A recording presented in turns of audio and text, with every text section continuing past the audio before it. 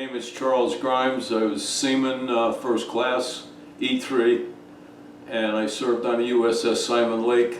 My name is Charles Grimes. I was Seaman First Class, E3, and I served on the USS Simon Lake over in Scotland, first submarine base put in Europe.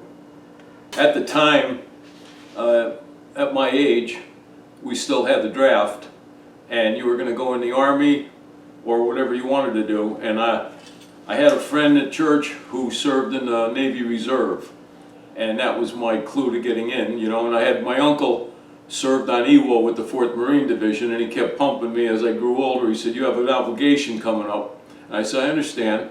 And I don't know if he wanted me to be a Marine, but I said, "I want to go in the Navy." And I just liked the Navy.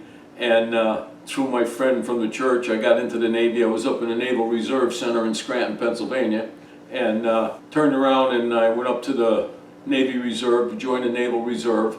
You have to do 2 years active and 4 years standby, you know, meetings, and every year you go for 2 weeks training. I joined the service 66, went to meetings, then 67 to 69 I did active.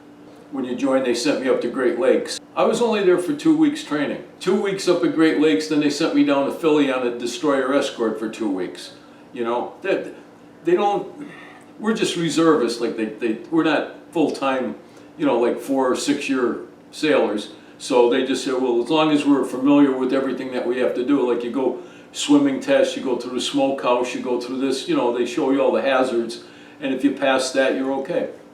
So it was just basic, you know, for us, you know. But I mean, they trained you, then before you leave for active duty, they take you down to Virginia and they train you in the business machines and everything, office machines to write out the checks and everything. So I was trained. So I'm in the reserve center, in the classroom. I said to the guy next to me, I said, "What are you going to do in the Navy?" You know, because I mean, there's a lot of options, but nobody was informing us, right? He said, "I'm going to be a dispersing clerk." I said, "What's that?" He said, "Oh, payroll." I said, "Well, I like money." I said, I can be a payroll clerk, right? And they sent me down to Dam Neck, Virginia for training with the business machines. And this is during Vietnam. And I wake up the one morning, they said, "We're sending you to Scotland. All right, we need a dispersing clerk on the USS Simon Lake for the submarine base there." I didn't even know it was there, you know, nobody told me about it. And so I ended up in Scotland for 2 years during Vietnam, and it was the best tour of duty I ever had. And thank God I was safe, first of all, no Agent Orange or, you know, getting fired upon, but it was great duty. And I just enjoyed Scotland, I enjoyed the Navy, and I got on the ship, and they said I could have been at E5 before I left the ship, you know, and it was very enticing. But then they said, "But you can't do this, you can't go here, you can't." I said, "What do you mean I can't?" They had fiscal closeout. It seemed like every other month, you know, and you couldn't go anywhere. They said, "I don't like being a dispersing clerk."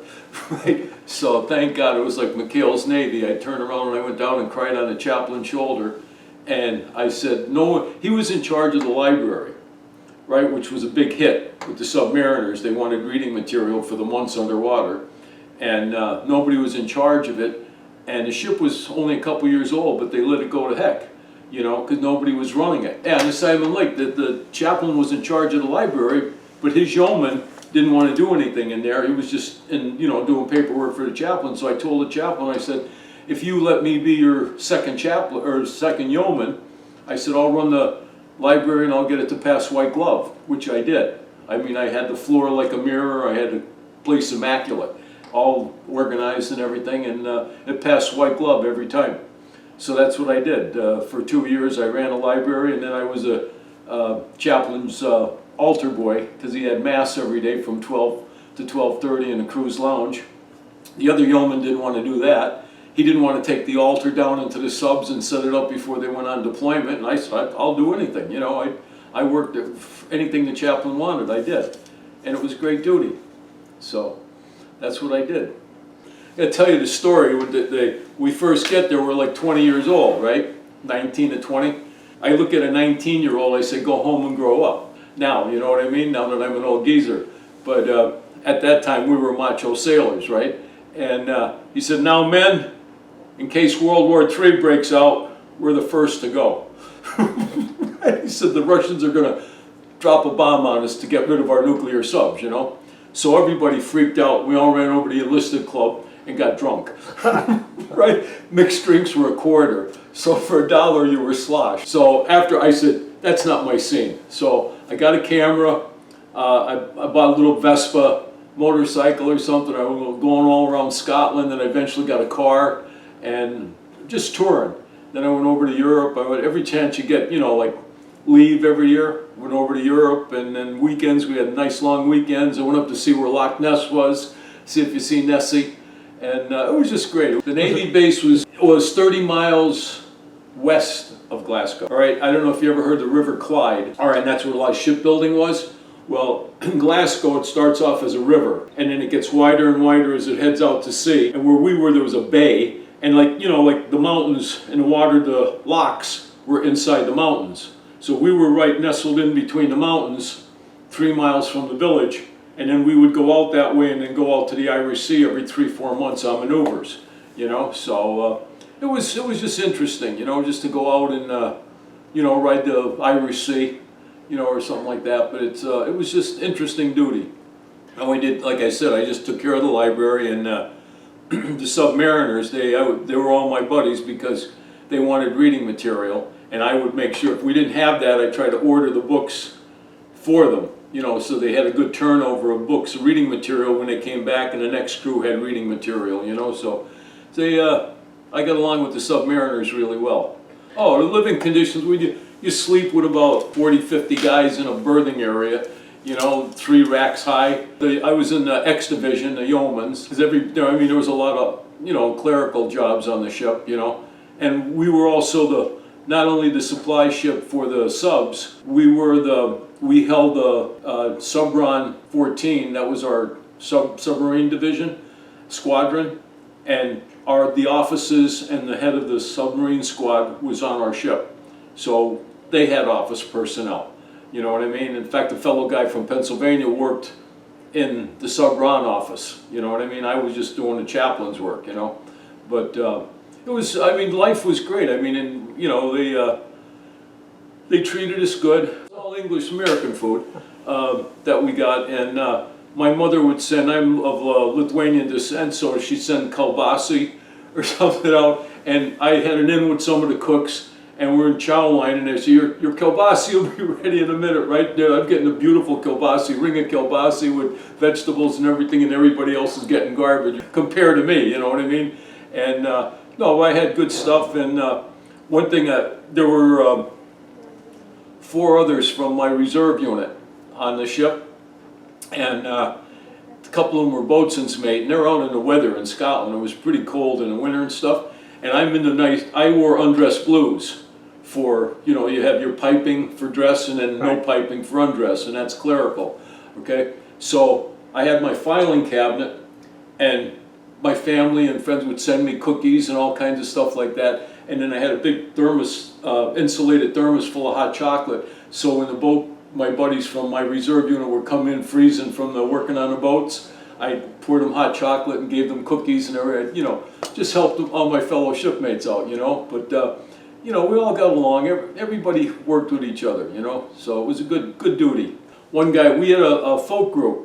The guy came in and asked me if I wanted to join a folk group. Remember the Kingston Trio? Right? Well, they were in the 50s, we were stationed in the 60s, and he wanted to form a group. We called ourselves the Shenandoahs, and we played this Kingston Trio songs. All right? Scottish never heard that. We were a big hit, right? So that's what we were doing. And, you know, when we had our Liberty, we would play it. There was a local USO center in the town, in the village. So we played there, we played at hospitals, we played at old retirement homes, you know, did a lot of pro bono stuff, and the chaplain told me, so we can't take money because you're in a foreign country. That's what he said. So, but I was telling the lady there that one time I had a phone on my desk that had a connection to the beach, and I called the one hotel across the bay and asked us if they wanted us to play for them, you know, and they paid us, but under the table, you know, but I said, we don't want to have any trouble or anything, you know. I don't know why it would be trouble to get paid, but the chaplain thought it was inappropriate for us as American sailors to be working in Scotland or something, I don't know. But anyway, she put us up for the night, we played, you know, at the place, and we did it. They told us there was like a real 4 or 5 professional musicians in the dinner dancing part of the hotel on the 2nd floor, and that's where we played. I played the bass fiddle. All right, now I didn't know, the guy that started this played a 12-string guitar, and he taught me the chords for the bass fiddle, and the ship had a bass fiddle, so that's what I used, the ship's bass fiddle. All right, now I do own a bass fiddle, but my fingers won't allow me to play like I used to, but it's just nice to have it, and it's navy blue. We were there, in Scotland, and a hurricane came. I mean, a bad hurricane, right? And you cannot sit in port, you know, like with our submarines. I mean, we'd be banging each other and cause damage or something. So when they had the notice, they sent the submarines out, you know, to go underneath the water for the storm, and we had to go out and ride the wave, you know? And that was the worst I ever went through as a sailor, because, I mean, the bow was up 30 feet, and I looked out the door one time, just on the deck, and the bow was right at the water, right? And then it's up and down. And I said, that was the only time I came close to getting seasick, right? But I made it through. But the thing, this is the crazy part.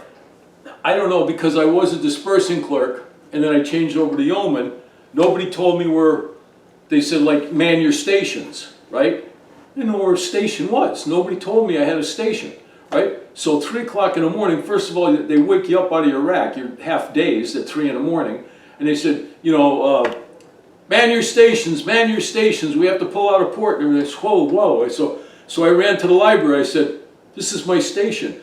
That's all I thought about, because I'm half asleep, and I said, well, nobody's going to take a book out at 3 in the morning. So I went in there and I went back to sleep on the couch. Right? And I rode the storm out on the couch, right? I said, but it was great. So my nephew, he goes around every Memorial Day, he said, thanks for serving, Uncle Charlie. He said, in the library. I said, hey, I provided books for our submariner. Came back home. My uncle had a trucking company. I worked for him. And then every summer you had to go down to Philadelphia for 2 weeks, you know, duty with the reserves.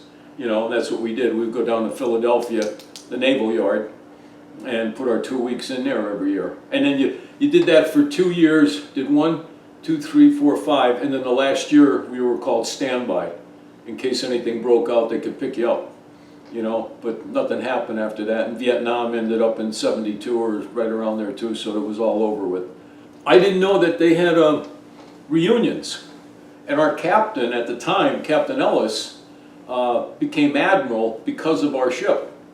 All right, and the other guys knew him. You know, I mean, he was coming to all the reunions. You know, and I think he just passed away 5 years ago or 4 years ago, just before I got on my shipmate in Scotland.